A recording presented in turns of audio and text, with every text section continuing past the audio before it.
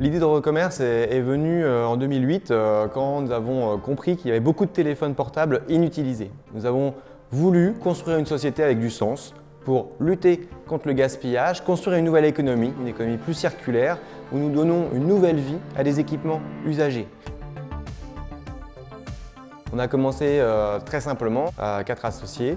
Nous avons proposé à des entreprises, proposé à des amis, à des particuliers, de leur récupérer des téléphones inutilisés, de les tester. À l'époque, on débloquait les téléphones avec des boîtiers de manière un peu illégale pour permettre d'utiliser le téléphone avec n'importe quelle carte SIM.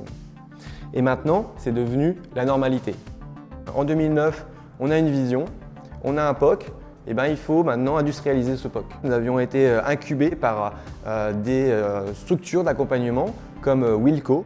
ReCommerce, comme les autres startups que nous accompagnons, a bénéficié à la fois d'un accompagnement sur la structuration de leur plan de développement et également un soutien financier par un dispositif de prêt non dilutif qui leur a permis d'acheter du temps et de parcourir leurs premières étapes de leur développement.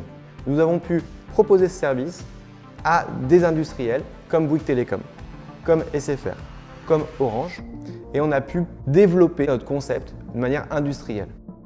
Ce qui a séduit la Société Générale dans le projet de ReCommerce, c'est déjà un business model disruptif qui est basé sur l'économie circulaire, qui rentre complètement dans notre politique RSE.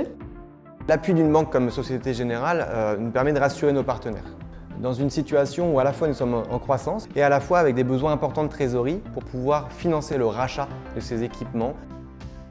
Au moment du confinement, nous étions en période de crise, la société fermée physiquement. On a eu la chance de bénéficier de prêts garantis par l'État, fournis par la Société Générale. Nous faisons 600 000 téléphones portables à l'année et nous avons sauvé plus de 120 000 tonnes d'équivalent CO2. Ça, c'est une grande force, une grande fierté de nos équipes d'avoir un impact positif pour l'environnement et pour rendre accessible la technologie au plus grand nombre.